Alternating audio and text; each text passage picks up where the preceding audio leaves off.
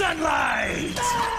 Hello, my name's Jay Crow, Creative Director at Bohemia Interactive Nishek Studio, and today we're going to get hands-on with ARMA 3 E3 2012 presentation. So, we've only got a few minutes today, so I'll take a quick look through what we've prepared for this year, what we've changed since last year, and the plans for the coming months. So, since you guys are familiar with ARMA, I'll skip the usual introductory details and skip straight to the good stuff. Let's head down to our firing drill, and I'll talk a little bit about the content of our presentation this year. We're a little bit more hands-on than last year. There's a good reason for that. Partly the motivation is that this kind of content that we're seeing here is what we'd like to provide for the community alpha later in the year.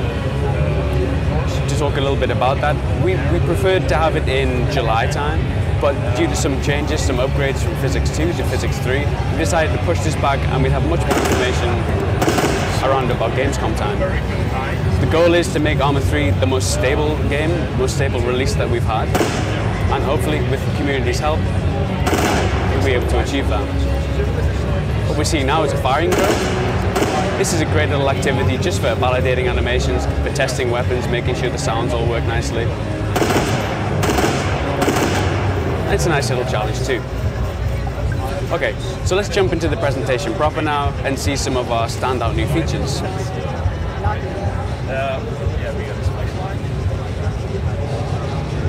Okay, we'll kick things off hopefully with a little view of Stratus Island. This is one of our two islands. It's a little smaller, although when I say that, it's still 8 by 8 kilometers. Obviously, the other island is Limnos, which we saw a little bit more of last year, 300 square kilometers of ground terrain, and obviously the coastline to boot. See, we're firing up our little bird here, and we're just going to take it up in the air, get a sense of what the island looks like, and hopefully not get killed. Let's do this.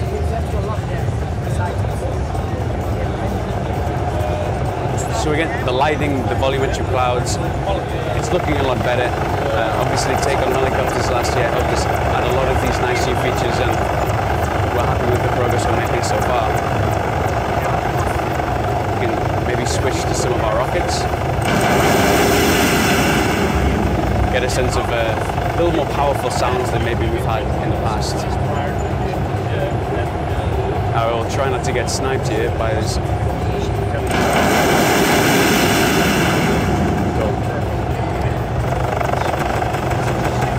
So Stratus is going to be a big part of the start of our campaign. The campaign is going to be divided into 3 parts, and stage 1, based on Stratus, it's a little smaller. You can get used to how to handle the rifles, how to navigate around the terrain, and before we dump you onto Limnos in stage 2 or 3. Okay, let's quickly switch out to some vehicles, and hopefully we can get an idea of what other improvements we've made. The kind of vehicles we can show here are the submersibles, and obviously we can talk about our new underwater environment. A lot of work goes into this. Almost all of the development team managed to have some input in here in one way or another. We've got the environment artists making a completely new, different kind of terrain, which gives people, a bit more tactical freedom. We can go in the air to our objective, or we can go around underwater as well. Animations work obviously is important for us to get the scuba divers looking good.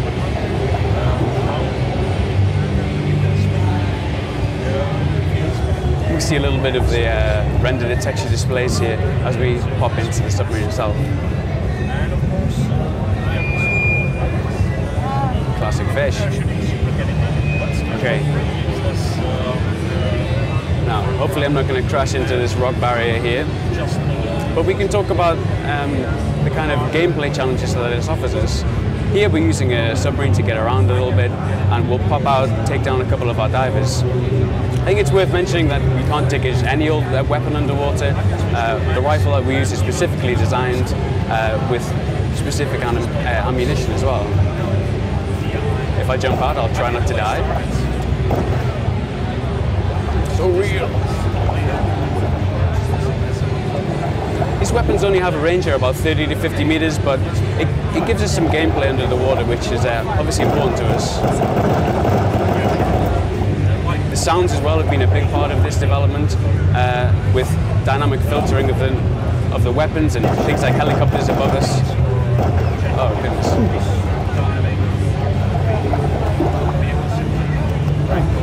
The kind of gameplay that we can imagine here particularly is disarming the mines, making way for maybe a beachhead invasion or something like that. Okay, let's jump out of this one right now and take a look at a different aspect of ARMA, the vehicles, the new physics supported driving model, and maybe throw some grenades downrange as well to try and show off some ragdoll.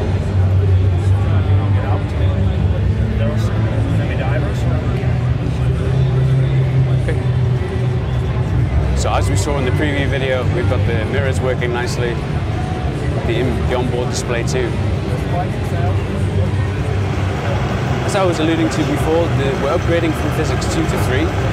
Now that's been delaying the community alpha just a little bit because we really want to roll out this, which is an important new feature, and also the multiplayer aspect as well needs to be configured properly to make our testing worthwhile.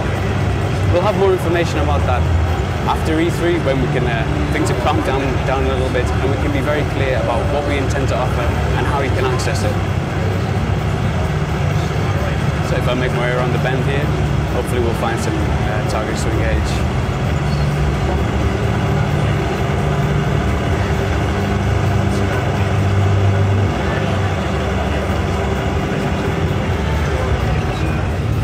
Wow, this is convenient.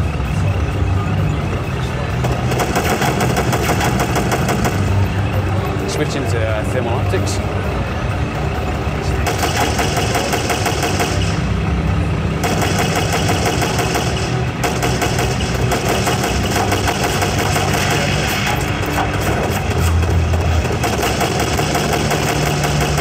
Obviously thermal optics are added with Operation Arrowhead, but we hope maybe some people that missed that will be able to enjoy the quite advanced rendering that we have here, taken from our military simulation PBS. Although I should add, improved by our programmers, otherwise you would kill them. So we get a nice feeling of the new sounds, a few nice details like the exhaust heat there, the volumetric clouds. Really, ARMA 3 is about making the most polished, stable version of the game we've been able to make, and we do that with the support of the biggest development team that we've ever had working on the projects. Okay, I'm going to jump back to Camp Maxwell now and try to wrap things up a little bit. Oh my god, I was so lucky I could hit. But the point was Cool. So, taking one final tour back around, we'll be able to go and see maybe some of the different weapons. Again, once more our romantic sunset in the distance.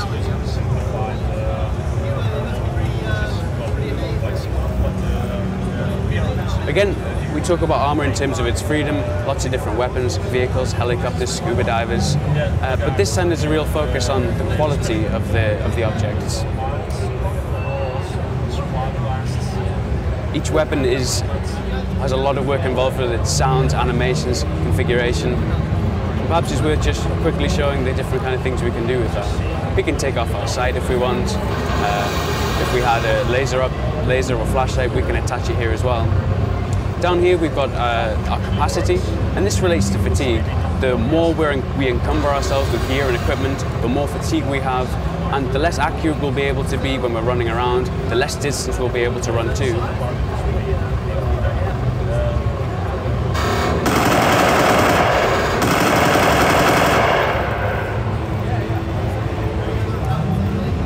Cool. Well, that's something of a whirlwind tour of our game at the moment. We'll have a lot more information about this after E3 as well. Keep an eye on our website, arma3.com, and of course our regular social channels, Twitter, Facebook, and YouTube. Okay, thank you very much, guys. And starting off, we're going to have a tour around Camp Maxwell.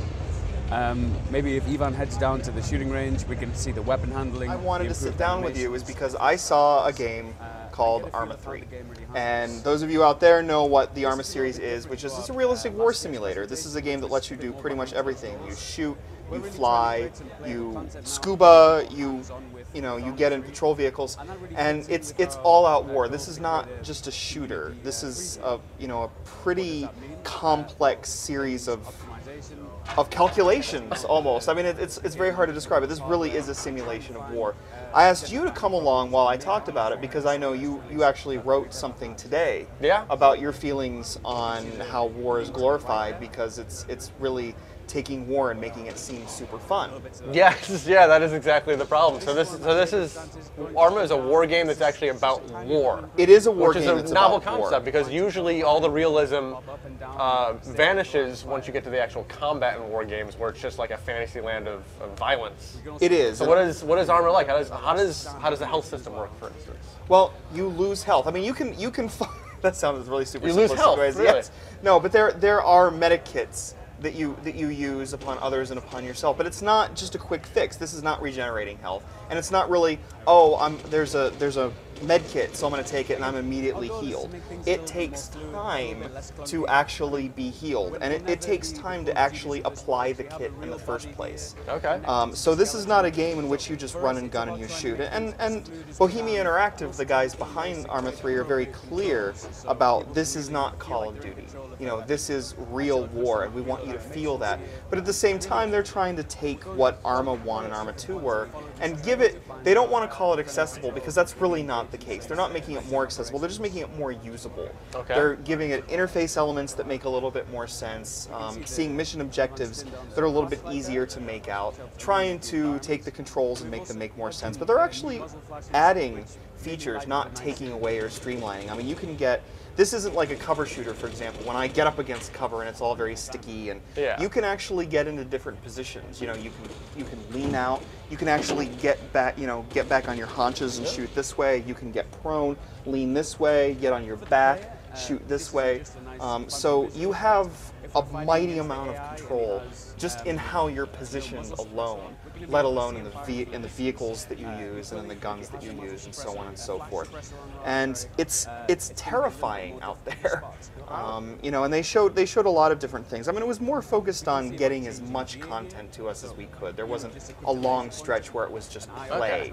But I did see things like what they've done with the visual engine. ARMA 2 was not exactly the best running game, and so they're trying to be they want a stable game.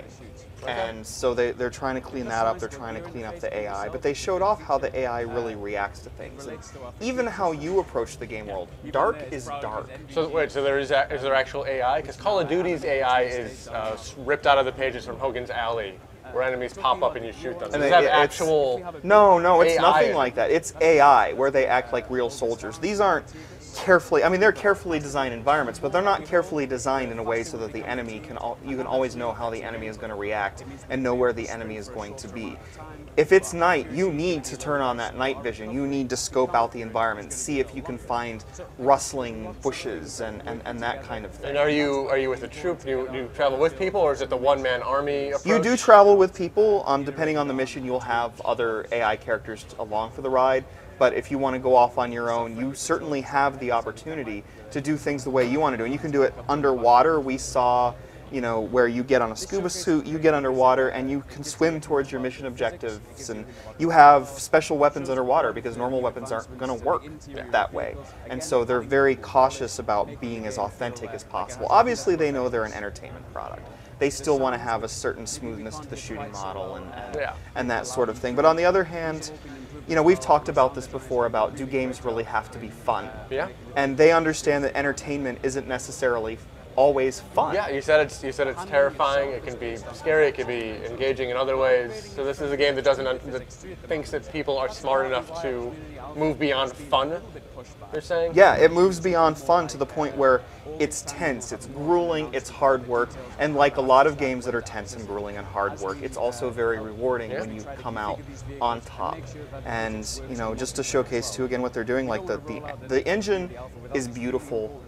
It's not often that we look at a game that has a realistic art design and we say, "Holy cow, that's gorgeous!" Right? Because there's so much emphasis on We're realism. jaded by real beauty. Yeah, but this is real beauty. This, you're looking at landscapes that look like you're really there, and you get into helicopters, and the cockpit is so lovingly designed to look authentic. The reef and the fish and everything underneath. It's designed to look like it really might look, and movement looks good. Your movement looks like you might, except for a little bit of weird hip swivel. Everything looks more or less like you'd expect. Soldiers sit there, they swing. If they're sitting there, they swing their legs like they're kind of bored. It all comes together in a way that feels like this is where I am. I have to fear for my life. I have to protect my buddies, and it all comes together in this way that I think is going to be hopefully really special. Well, and ARMA 2 was certainly special. It's nice that there's a war game out there that actually has respect for war and isn't just cashing in as an entertainment. It changes what war really is about. Yeah, this game wants you to feel the grueling nature of what it is, wants you to earn what it is that you're doing. Chance to gush a little bit about ARMA 3, a game that I'm super looking forward to and that continues to show well. It's coming out sometime in 2013. They are polishing, and they really want to come out of the gate and saying, hey, we can make a super finished product that is also in the spirit of what we've done before. Well, it's very interesting. Yeah, thanks a lot. Try and really help take this complex game and make it as solid as possible. Perhaps it's worth mentioning that this is Stratus. This is one of our 2 maps. It's a little smaller, although I guess size is relative. It's 8 by 8 kilometers, and obviously a lot of new, nicely detailed seabed as well. The firm ground of Limnos, the bigger of the island, is 60 times more than we will see here. Yeah, I mean, it's difficult to sort of visualize what 300 square kilometers is, but if you can see a lot of room here, 60 times more is obviously quite a lot. We've got the lovely detailed pilot models, detailed cockpits. Obviously, we've got a lot of experience now making helicopters from the recently released Take on helicopters. We're bringing a lot of that experience, a lot of the nice touches like the render to texture mirror just to the left there. And again, little touches, trying to make the game as polished as we possibly can. Nice particle effect. Nice particle effects on the water there. I don't think I should try and speak at the same time as the cannon.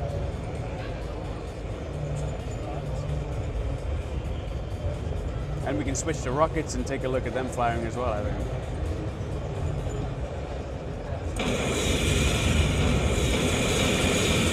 So again, trying to make the audio a little more meaty, but not compromising on the quality.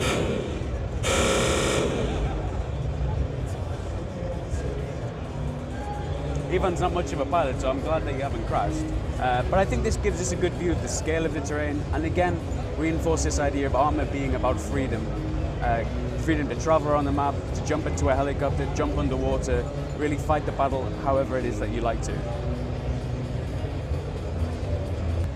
So, classic clean sweep operation. We're going down into this small village on the island. Again, worth mentioning, this is Stratus. It doesn't have a huge buildup of populated settlements as compared to Limnos, Murina, a lot larger towns there, and of course the kind of CQB engagement that entails.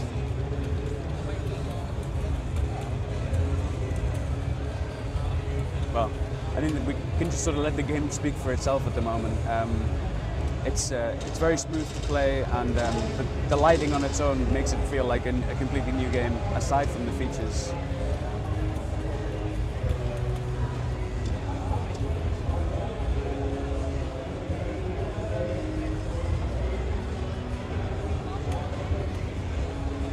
Even putting stances to good use there. And we'll have some enemies at 11 o'clock, I think.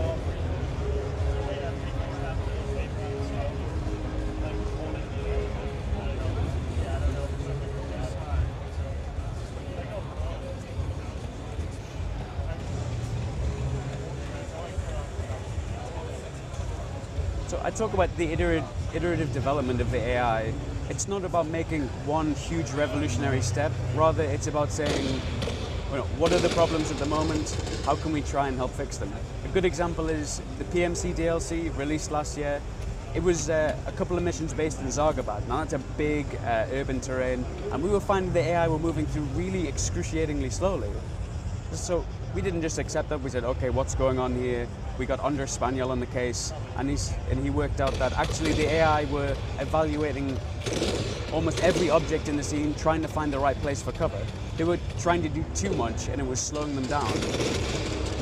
So what they do now is it's a little more simplified. They'll find the correct cover without trying to find every single small wall to take cover behind.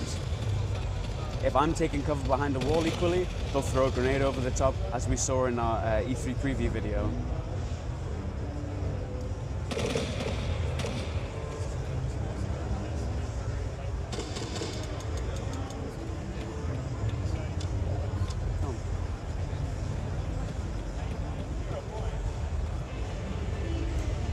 Another common complaint people might have is the control systems. Now, obviously, we're adding new features here, new linear mechanics, so we need to evaluate ways of fitting these into the control scheme without overwhelming the player. Again, part of that will be the community alpha, making sure that people are able to use the controls or enjoy using them. And another part of that is our work internally. A veteran developer, Karol Maritsky, he's created this basically snooping on other developers with key logging. So we track how many key presses, the combinations of pressing control and modifiers like alt, and we try and heat map where your hands are, where the best place to put keys will be. And this all fits into trying to make it a more streamlined experience. Now, we don't want to be afraid of the word streamlined. Like, we know that it means, when console developers say it, it means, press A to win, go to the next piece of cover. For us, it means, how do we take the edges off our game? How do we make it more, and again, accessible, that word that people are afraid of? Well, I think the community said, actually, we don't need to talk about accessibility, just usability. Like, how can we make the game more usable, more obvious for the player? How can we teach them to play the game? Well, part of that is also our playable content. The start of our campaign was very much going to be focused upon getting the player used to handling a rifle. You're just a simple infantryman led by a commanding officer. Go and take out the mortar site, go and take out the town, simple stuff. Okay, well, I think that about wraps up what we've got to show. Hopefully that wasn't too long for you guys. Hopefully there's some interesting information there. Hopefully it raises a lot of questions too. You can contact us on our forums at bistudio.com. All the latest information as well, arma3.com, and our social channels, Facebook, Twitter, and YouTube. Thanks for joining us, and see you next time.